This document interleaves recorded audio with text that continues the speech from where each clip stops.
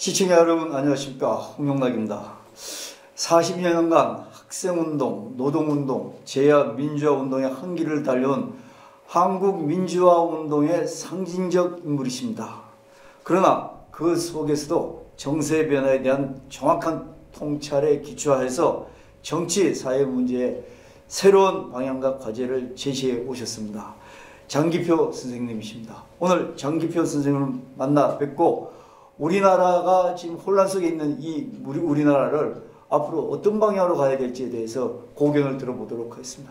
장기표 선생님 모시겠습니다. 네, 안녕하십니까. 안녕하십니까. 예. 와주셔서 너무나 영광입니다. 정말 개국한 지 얼마 안 됐다는데 예. 불러주셔서 고맙습니다. 아유, 아닙니다. 저희들 선생님 오셔가지고 저희 많은 사람들이 관심을 더 많이 가지실 것 같습니다.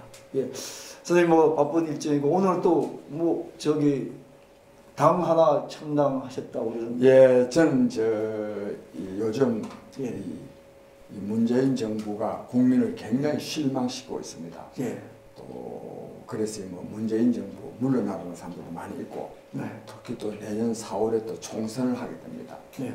그런데 문재인 정부 더불어민주당이 잘못하는 것은 이미 공지에 사실 됐고요. 네. 그러나 이를 또 대체할 새로운 정치 세력이 있는가? 현재는 지금 제1야당이 자유한국당 아닙니까? 그렇습니다. 또 이 문재인 정부가 잘못하는 거는 잘못하는 거지만, 예. 이걸 대체할 새로운 정치 세력, 새로운 정당이 있다고 보는 사람도 많지 않습니다. 그렇죠. 그래서 예. 문재인 정부가 이렇게나 잘못하는데도 예. 자유한국당에 대한 지지율이 별로 올라가지 않습니다. 그렇습니다. 그래서 이거는 뭘 말하느냐 하면, 예. 기존 정치 세력 가지고는 예. 오늘의 시대적 과제를 구현할 수 없다. 예. 즉 국민의 요구에 부응할 수 없다. 예. 그래서 아주 힘든 일이지만 예. 정말 오늘 시대 상황에 맞는 새로운 정치 세력이 나와야 된다. 예. 이런 저는 이 시대적 요구가 있다고 생각합니다. 그래서 여러 가지 부족한 점이 있지만 저는 새로운 정당 창당에 나서려고 합니다. 예. 이제 아직 창당은 안 되고 발기인. 예, 발기인 그동안에는 제가 이 조국 사태가 있었지 않습니까? 그렇습니다. 그전에도 그렇지만 예. 이 문재인 정권이요, 예. 정말 국정을 파탄내고 있습니다. 예. 잘 아시는 바와 같이 경제가 요즘 보통 어려운 게 아닙니다. 맞습니다. 정말 어렵습니다. 예. 그런데 그래서 경제가 파탄났죠. 그런데 국가 안보에 대해서 걱정하는 국민이 굉장히 많습니다. 예. 이 국가 안보가 거의 실종 상태에 있습니다. 네. 지금 이 남한 대한민국의 국방부 장관이 정경두 씨인데, 예. 이 사람이 대한민국 남한의 국방부 장관인지 북한의 국방부 장관인지 북한 국가 안보 걱정하고 있는 상황입니다. 예. 이렇죠. 예. 또 외교는 또 어떠느냐? 미국으로부터는 불신받고, 예. 일본으로부터는 배격받고, 예. 그리고 중국과 러시아로부터는 위협받고, 예. 여기다가 또요, 북한으로부터 남북 관계가 좋아지고 있느냐? 완전히 남북 관계가 요즘 파탄입니다. 그렇습니다. 여기 파탄도 파탄이지만 예. 지금 문재인 대통령과 예. 대한민국이 북한으로부터 예. 많이 조롱받는, 예. 모욕당하는 이런 신세가 되어 있습니다. 즉 예. 외교도 고립되어 있습니다. 예.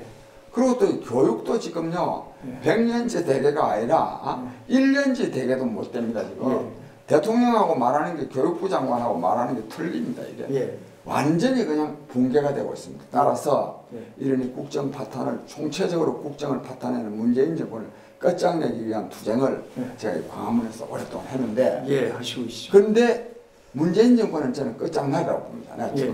그 이유는 좀 이따 말씀드릴 텐데, 예. 끝장나면 그러면은 예. 다른 정치 세력이 들어서면 나아지느냐? 예. 제가 볼 때는 문재인 정권보다는 낫지만 예.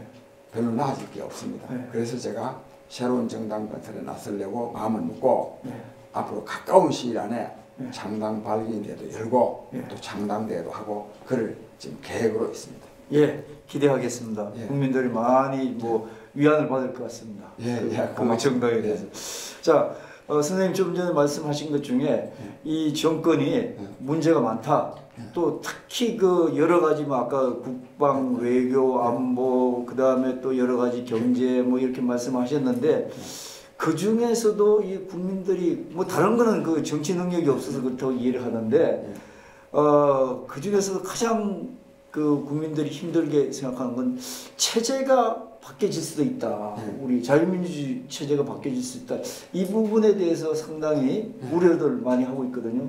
근데 그 말씀은 체제가 말하면 자유민주주의 체제가 붕괴되고 사회주의로 가는 거 아니냐, 아니면 공산주의로 가는 거 아니냐, 북한한테 완전히 우리가 흡수당하는 거 아니냐, 이런 걱정이 많습니다. 근데 저는 이와 관련해서 북한이 그러면 남한을 흡수할 생각이 있느냐? 흡수할 생각이 없어요. 왜 그러냐면 북한이 무슨 우리를 존중해서가 아니라 만약에 북한이 남한을 흡수하면 김정은 정권은 붕괴합니다. 망합니다. 김정은이가 어떻게 이 남한 이 자유분방한 사람들을 끌어안고 통치를 할 수 있습니까? 그래서 저는 이제 북한이 남한을 흡수할 일도 없고 흡수할 생각도 없고 또 흡수되지도 안 합니다. 우리가 흡수해야지. 그런데 그럼에도 불구하고 많은 이른바 문재인 정권을 지지하지 않는 말하면 보수 성향의 국민들은 경제 문제 이런 게 문제가 아닙니다. 이게 지금 제일 걱정하는 게 뭐냐? 잘못하면 이거요. 우리가 북한한테 흡수당해가지고 이거 공산주의 사회에 살게 되는 거 아니냐? 이 점을 굉장히 걱정하고 있습니다. 그렇습니다. 진심으로 걱정합니다. 그렇습니다. 광화문 집회에 나오는 사람들 중에도 이것을 걱정해가지고 나오는 사람들이 많습니다. 이 사람들이 무슨 정말 뭐 어디 일부러 그러니까 문재인 정권을 일부러 비난하기 위한 게 아니고 그렇죠. 정말로 걱정합니다. 그런데 저는 앞서 말씀드린 대로 우리가 북한이 우리를 흡수할 생각도 없고 흡수당하지도 안 하지만 그러나 이런 걱정을 할 만한 이유가 충분히 있습니다. 이것은 설사 우리가 북한에 흡수당하지 않는다 하더라도 걱정할 만한 요인이 충분히 있습니다. 그렇죠. 왜 그러냐? 문재인 정부, 문재인 대통령이 하는 것을 보면 이것은요, 앞서 말씀드린 그런 자유민주주의 체제가 붕괴되는 거 아니냐? 우리가 북한한테 흡수되는 거 아니냐?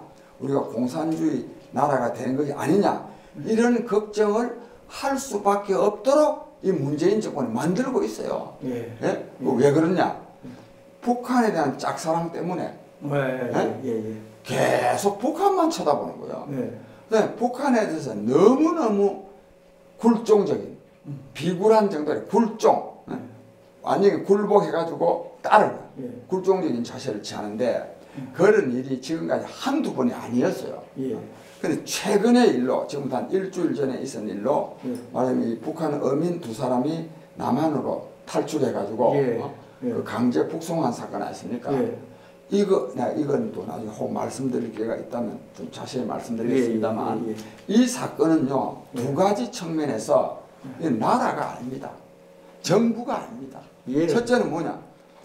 대한민국의 영토는 한반도와 그 부속 도서로 되어 있기 때문에 현재 지금 북한에 우리가 통치권이 미치지 못해서 그렇지 북한 사람이 남한으로 넘어오 버리면 그 순간부터 남한 국민이 되는 거예요. 그래서 기화를 할 필요가 없어요. 외국인이 아니에요. 우리도 그렇게 배웠습니다. 그럼요. 그 남한 국민을요 북한한테다가 범죄 저질렀다고 범죄를 저질렀으면 우리나라 법원에서 재판하면 돼요. 범죄 저질렀다고 해서 북한으로 돌려보내는 거예요. 이 참 쇼입니다, 이거.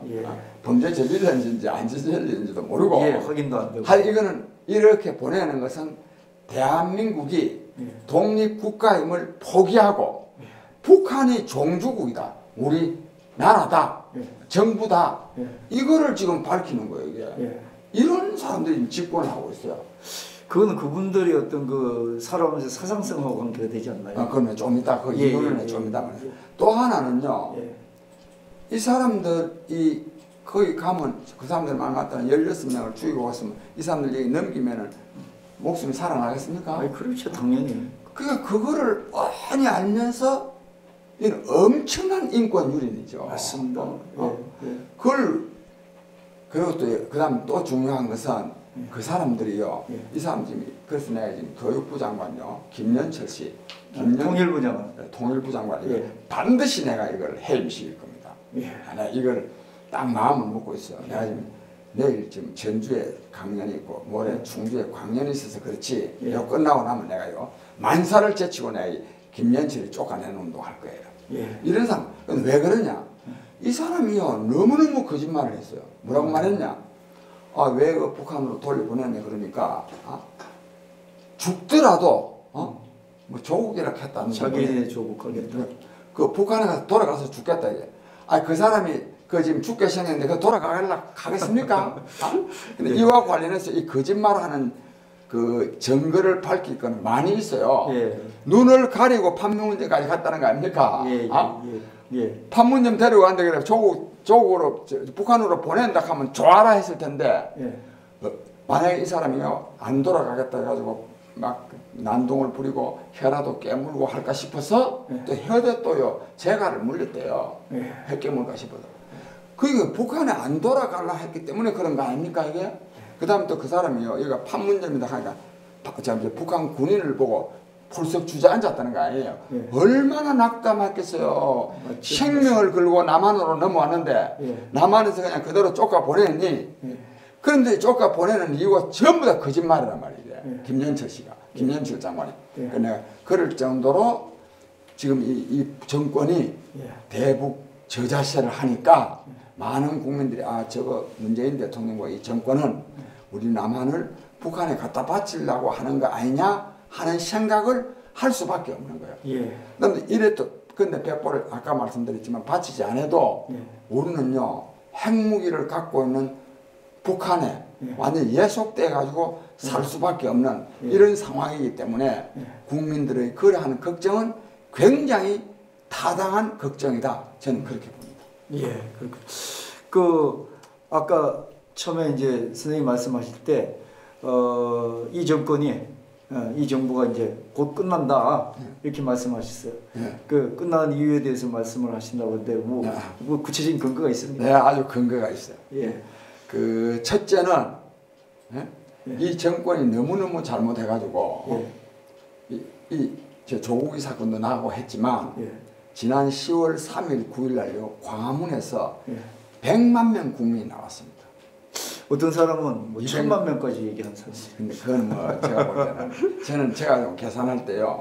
저도 한 200만 명 가까이는 되겠더라고요. 예, 10월 9일 날 대단했어요. 예, 10월. 그런데 그 사람들이요. 지금 뭐 어떤 사람들은 뭐 돈 받고 나왔다는 사람들도 있다는데. 아, 그건 아닌가. 아닌 것 같으니까 그건 있을 수가 없어요. 100만 명한테 돈을요 5만 원씩만 주려고 그랬더니 500억 원이에요. 누가 줍니까? 뭐, 누가 줘요? 뭐 목사님 뭐 가난한 목사님이던데 보니까. 그러니까 그래서 그런데 그 사람들이 문재인 정권의 실정을 규탄하기 위해서 나왔지만 거의 그 나온 사람 중에 90%가요 화가 나서 나왔어요. 해도 너무하는 거야. 뻔뻔스러운 거야. 이런 거는 끝내야 된다. 그래 나왔습니다. 그래서 제가 여기서 말을 한마디로 정리하면 국민을 이기는 정권은 없습니다. 국민이 이렇게나 분노해서 물러나라고 요구하면 이 국민을 이기는 정권은 없습니다. 그게 하나고 다른 하나는 이 조국이 사건인데요. 이 조국이 사건은 그 외 그 부인하고 그 조국이 씨하고가 부정부패를요 뭐 표창장도 위조하고 뭐도 하고 뭐도 그 참 두 사람이요 자기 직업이 없이 해도 그렇게나 많은 거를 하기가 어렵지 않겠어요 이게? 일반인들은 상상이 안 돼요. 상상할 수 없는 거예요. 그게 나쁜 것보다는 더 가지수가 너무 많아요. 어떻게 그것만 신경을 써서 해도 하기가 힘들 정도로 많이 했어요. 그렇습니다. 또 그걸 또 파렴치 않은 걸 또 했어요. 그걸 또 안 했다는 거예요. 자기는 한 개도 모른다는 거예요. 이게 또 거의 드러났는데 또 이런 사람을 또 법무부 장관으로 또 임명을 했어요. 임명할 일입니까 이게? 그래도 이런 것은 상식적으로 이해가 안 되죠. 인간으로서는 할 수 없는 일입니다. 인간으로서는 능력도 안 돼. 인간은 이게 왜 했느냐? 이거는요 신의 작품입니다. 신의 작품. 네. 하나님이 만든. 무슨 말씀인지 알겠습니다. 왜? 인간으로서는 그렇게 많은 걸 할 수도 없고 네. 또 그런 사람을 장관으로 임명할 수도 없고 네. 네. 왜 그러면 신이 이런 작품을 만들었느냐? 네. 국정을 파탄내는 국민들을 이토록 불안하게 하는 문재인 정권을 끝장내려 그러면 네. 국민이 들고 일어나야 된다. 네. 국민이 들고 일어나려 그러면 네. 조국 사건과 같은 이런 파렴치한 사건을 즉 불법과 비리의 극치 네.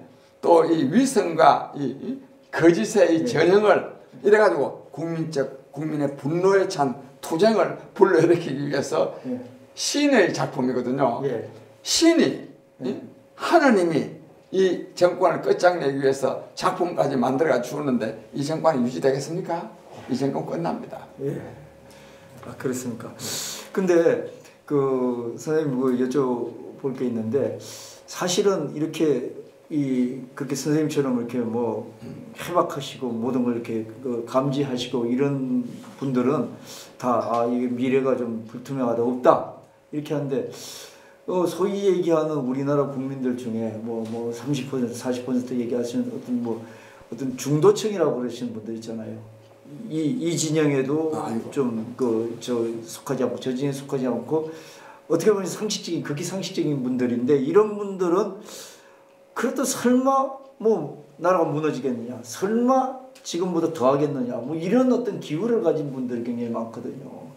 이런 분들한테는 사실은 뭐라고 저도 이렇게 보면 저는 이제 가끔 이제 여기저기 정보를 있다 보니까 뭘 해주고 싶은데 제가 얘기를 해줘가지고 그 사람이 뭐 대단히 그걸 이해할 수도 있는 것도 아니고 공감할 수도 아닌 것 같은데 선생님은 어떻게 생각하시겠습니까? 네, 뭐 표현을 그렇게 말할 수도 있는데 중도층 또는 뭐 중산층은 좀 적절치 않고 근데 우리 사회가 지금 기본적으로는 전부 다 이기주의화 됐습니다. 사실 이 정권이나 사회 지도층 인사, 고위공직자, 뭐 국회의원, 장관, 대통령 전부 다 그렇습니다. 그런데 국민들도 상당히 그렇게 되어 있습니다. 국민들도 그러니까 자기네들의 행위가 이기심에 기초해서 하는 행위가 굉장히 많습니다. 그러다 보니까 30대 중반 이후 40대, 50대까지 말하면 기업의 정규직 직원들 있잖아요. 정규직 노동자들. 이 사람들은 뭐 문재인이가 문제 있는 건 알지만 등 따시고 배부른 거예요. 뭐 최저임금 인상하는데 자기네들은 피해 없고 오히려 최저임금이 인상되는 게 최저임금만 인상되는 게 아니라 맨 밑에 임금이 오르면 그 위에도 좀 올라야 안 돼요? 자기네들 임금이 더 오르는 거예요. 통계청 자료에 의하더라도 최저임금 인상으로 말미암아서 저소득층, 이걸 뭐 소득 1분이라고 합니다. 즉 소득을 쫙 나눴을 때 하위 20%의 계층은 소득이 오히려 줄어져요. 그렇죠. 고소득층 소득은 오히려 늘어납니다. 맞습니다. 근데 조금 전에 말한 30대 중반 이후 40대, 50대 이 사람들을 정규직 사원들 이 사람들이 다 고소득층 아닙니까? 이 사람들은 소득이 늘어나는 거예요. 뭐 이것도 뭐 맨날 노동조합 계산하면서 뭐 또 좋고.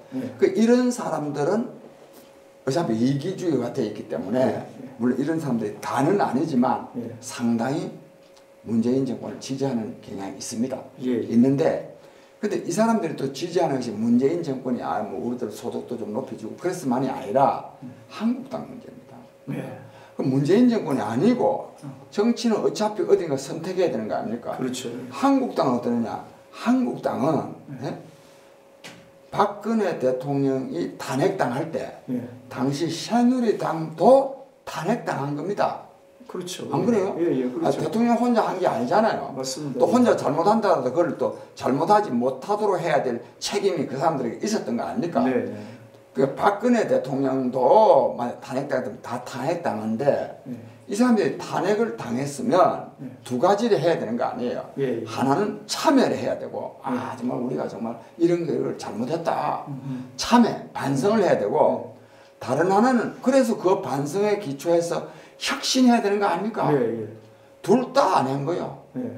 어영부영 그냥 따라 넘어오가 문재인 정권이 잘못하는데 지금 편성을 해가지고 문재인 정권이 저렇게나 나라를 망치고 있는데 그래서 다음 총선에는 우리가 안 되겠나. 이런 나이브한 생각을 하고 있는 거야. 네. 이걸 모릅니까? 네. 또 신문에 계속적이 또 막 비난되고 있는데 그게 이걸 못 믿는 거죠.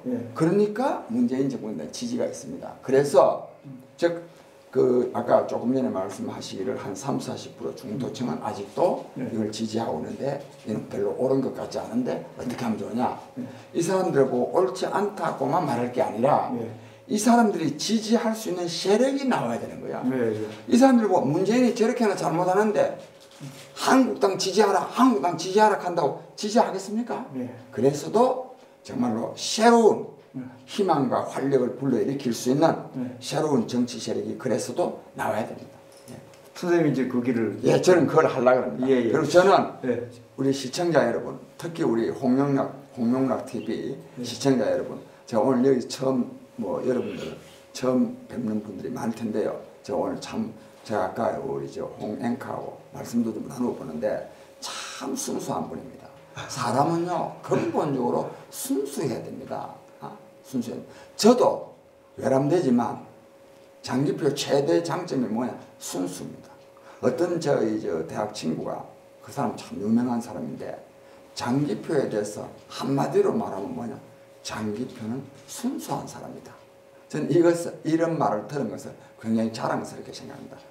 우리 시청자 여러분, 정말 외람된 말씀이지만 저는 순수한 사람입니다. 순수하다고 자부하는 사람입니다. 저 같은 사람이요 정말로 역할을 해야 됩니다. 저는 그리고 오랜 동안 정말 우리 사회 문제가 무엇인지를 저 나름대로 관찰하고 분석하고 그 대안을 제가 또 많이 만들어서 책으로도 많이 썼습니다. 최근에 쓴 책으로는 불안 없는 나라 살만하는 국민이라는 이름으로 제가 오늘 이 시대, 저는 오늘의 이 시대를 정보 문명 시대라고 생각합니다. 오늘날의 세계적인 대변화를 새로운 문명 시대의 도래, 즉 문명사적인 대전환으로 보고 새로운 문명 시대에 부응해서 좋은 이념과 정책을 강구하면 모든 국민이 말하자면 경제적 안정, 정치적 자유, 사회적 평화, 그리고 자기가 하는 일에서 보람과 기쁨을 누리는 자아실현의 삶을 살면서 인간이 누릴 수 있는 최고의 행복을 누릴 수 있는 그런 세상을 저는 건설할 수 있다고 생각합니다. 오늘 이 홍용락 TV에 나와서 말씀드릴 기회가 있었는데 도대체 장기표라는 사람은 무슨 생각 가지고 지금까지 정치해 왔는가, 제가 그 말씀을 들었으니까 많은 지지와 성원이 있기를 바랍니다. 제가 그래서 아까 그 중산정문에도 새로운 정치 세력이 나와야 됩니다. 선생님 사실은 선생님은 새로운 정치 세력을 또 에너지가 많으시니까 추진하고 계시지만 사실은 이제 이 사회의 큰 어른이시잖아요. 그래서 사실은 지금 현재 있는 지형인 그 정치 세력인 자유한국당 여기에 어떤 아까 계속 말씀 중에서 이게 뭐 문제가 있다는데 그 부분에 대해서 좀 여쭤보고 싶은데 순서가 이렇게 좀 바뀌는 것 같아요. 괜찮아요. 순서 바뀌어도 괜찮습니까? 그러면 마지막으로 이 자유한국당이 지금 통합을 한다고 그러고 있는데 사실은 이제 구도적으로 보면은 12월 3일 날 공수처법이라든지 연동제 비례제라든지 이 부분이 어떻게 되느냐에 따라서 또 통합이 어떻게 되느냐, 또 정당이 어떻게 되느냐 이런 어떤 분수령이 되지 않겠습니까? 근데 지금 자유한국당은 아까 선생님 말씀하신 것처럼 우리 국민들 보기엔, 저 같은 민초가 보기에도 갈피를 못 잡고 있는 것 같아요. 무슨 누가 이렇게 앞에 대표가 뭘 이렇게 하면은 뒤에 또 상황 세력이 있는 것 같고, 그래서 앞에 있는 사람들 통합하면 이거는 아까 선생님 말씀하신 것처럼 어찌됐건 이거저걸 떠나갖고 전 대통령하고 같이 운명을 같이 하는 당이었는데 그러면은 지금 여기 와서 새롭게 한다면 운명을 같이 한 당 대통령이면은 지금 와서는 어떻게든지 짚고 넘어가야 될 부분이 있지 않습니까? 특히 정치를 하시는 분들이라면. 근데 그런 것도 없이 그냥 무조건 그걸 안 짚고 간다고 하는 사람. 이런 세력이 서로 또 계속 갈등이 있고 이런데 자유한국당 황교안 대표님 말씀은 자유우파 통합이라고 합니다. 자유우파 통합 어떻게 전망을 하십니까? 저는 우선 근데 자유우파라는 말부터 내가 먼저 말할게요. 그 어떤 저 유튜브 있잖아요. 예. 저는 유튜브의 긍정적인 역할도 굉장히 크지만 부정적인 역할도 굉장히 크다고 생각합니다. 맞습니다. 정말 우리가 유튜브 하는 분들이 정말 나라를 생각하는 마음으로 해야 됩니다. 이 자꾸만 저 구독자만 늘리려고 했어요. 자꾸만 극한적인 용어 쓰면 이 나라 망칩니다. 대한민국이 잘 돼야 되지 내 TV가 잘 되면 뭐합니까 이게. 그럴 거예요. 그래서 자유우파거든요. 지난번도 뭐 광화문에 온 사람들에 대해서 어떤 텔레비에서는 뭐 자유우파, 보수우파를 산대요. 그 온 국민들이요, 자기가 보수우파, 자유우파라고 생각하는 사람이 몇 사람이나 되겠어요. 왜 자기를 좁힙니까? 상대방 정권을 좌파 정권이라고 말하는 거는 그것도 사회과학적으로 옳지는 않지만 그래도 전략이거든요. 정치는 전략이 있어야 되는 거예요. 그 상대방을 줄이기 위해서 저는 좌파다 이렇게 말하는 건 이해가 되지만 내 쪽을 말할 때는요 범위를 좀 넓혀야 돼요. 굳이 그 자유우파 보수우파 나는 보수가 아니에요. 난 자유우파도 아니에요. 우파도 아닙니다. 나만 그런 게 아니라 그래서 요컨대 그런 식으로 협소하게 하면 안 되는데 근데 여기 이제 뭐 황교안 대표나 뭐 이 사람들 뭐 보수 대통합 한다고 하더라고요. 또 그 말까지는 그런 대로 다른 용어를 쓸 수가 없으니까 뭐 보수 대통합까지는 괜찮은 용어예요. 근데 이게 너무 자유우파나 너무 이렇게 되면 그건 별로 안 좋다. 그건 그렇고 저는 이번에 그래서 이 지금 황교안 씨가 대표로 있는 이 당이 얼마나 여론의 질타를 좀 받으니까 또 갑자기 그냥 통합하자 이렇게 나와가 유승민 씨 쪽하고 지금 통합하려고 하는 거 아닙니까? 그렇습니다. 그런데 저는 이런 거를 보면서 첫째 통합이 잘 안 됩니다. 또 통합이 되면 지지를 받느냐? 지지 별로 못 받습니다. 저 유승민 걔하고 통합된다고 해서 지지율이 올라가느냐? 별로 올라가지 않습니다. 이걸 알아야 됩니다. 그 다음에 또 하나 아주 정치공학적으로 보자면 만약에 지금 현재는 지금 유승민 걔하고 통합이 뭐 1번 비슷하게 돼 있더라고요. 또 우리 공화당도 통합의 대상이긴 하지만 이것도 이 한국당이 지금 뭘 모르는 거예요. 이게. 왜 모르는 거냐? 유승민 걔하고 지금 통합에 자꾸만 나서서 하면 오히려 우리 공화당 쪽에는 이쪽하고 통합 안 할 명분을 자꾸 만들어주는 거예요. 그럴 수 있습니다. 그렇지 않겠어요? 맞습니다. 그렇잖아요. 지금 유승민, 뭐 김무성이 등등 타내고 안 쫓아내면 같이 안 하겠다 하는데 이 유승민계를 먼저 끌어안으면은 더 이제 이거는 안 한다. 이제 명분을 강화시켜 주는 거야. 또 그렇지 않아도 유승민 씨는 뭐 3대 원칙인가 뭐 말하는데 뭐 그 중에 하나가 저 탄핵 지금 그냥 넘어가자. 넘어가자가 아니라 탄핵을 잘못했다고 비난하는 사람들하고는 같이 안 한다. 이런 식이에요.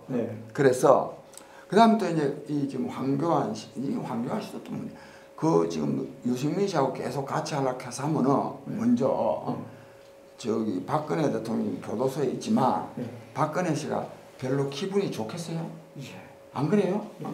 야 역시 저 사람들은 나에 대한 뭐 생각은 없다. 잘해봐라. 이러면요 은근히 또 이제 우리 공화당에 또 힘이 쏠리는 거예요. 이게 유승민 씨 끌어들여서 표 보태는 것보다도 우리 공화당이 더 박근혜 대통령까지 업고 내 이 말 맞는 거 아닙니까 이거? 이거를 대한민국 정치에서 모르면요 이거 진짜 정당하지 말아야 돼요. 내 말이 나는 여기에 무슨 편을 들여서 하는 말이 아닙니다. 그렇지 않아도 지금 최대 야권이 지금 이런 말이 있어요. 문재인 정권이 급하면 박근혜 대통령 석방시킬 것이다. 석방시키면 틀림없이 반한국당, 한국당하고 다른 당을 뭐 하든가 우리 공화당을 지원할 거다.